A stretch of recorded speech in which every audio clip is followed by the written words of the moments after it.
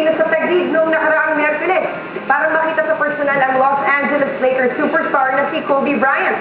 Kahit 7,000 milya ang layo ni Bryant sa kanyang tirahan sa States, parang home sweet home pa rin ang kanyang naging pakiramdam sa mainit na pagtanggap ng mga basketball addicts ng mga Pinoy dito sa Pilipinas. Siyempre kasama kami dyan, ang Tennis Life.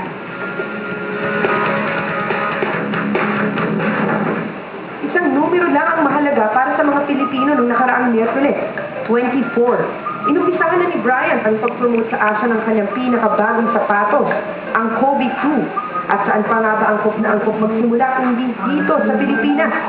Kapapanalo lang na reigning NBA scoring champion ng gintong medalya sa FIBA Americas Championship sa Las Vegas.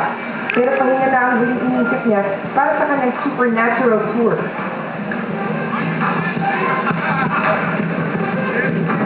Ang diskutan niya sa supernatural tour ni Kobe Bryant. At syempre makakausap namin siya mamaya kaya abangan nila. Binigyan ng Nike Philippines ng pagkakataon ng media at fans si Bryant na makalapit sa kanya at isa na ang finish line sa mga maswerteng naka-interview sa dating slam dunk champion.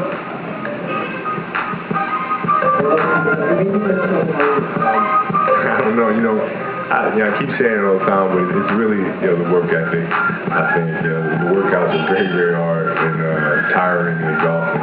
And I think if you're able to push through it, I think that kind of makes you supernatural. How do you see yourself after basketball? After basketball, chasing my kids around outside.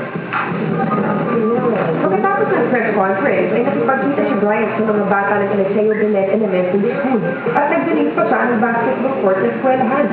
Kinikilala ng mga kabataan ng 99 All-Stars bilang role model dahil sa kanyang determinasyon na magtagumpay at di mapantay ang competitiveness. Pagkatapos sa The Fort, nagpunta si Bryant sa Phil Sports Arena para pangunahan ng isang basketball clinic. Dumalo ang ilang PBA stars katulad ni Dondon Montiveros at Colton Gracela para makita ang malapitan si KB24. Ito ang ikalawang pagbisita ni Bryant sa Manila pagkatapos ng kanyang promotional tour noong 1997. Marami nang nangyari sa karera ng 29 na taong veterano mula nung kanyang unang pagbisita. Nagpalit na siya ng jersey number, 3 beses na siyang nanalo ng NBA ring, at nakapagtala na siya ng 81 points sa isang laro.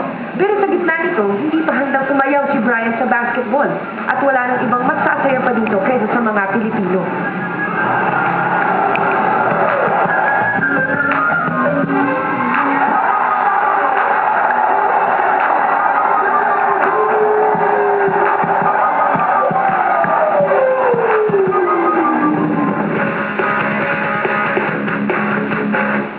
Ayos ba yung naging experience mo kay Kobe Bryant? Siyempre, no? Palagay ko ay na industry.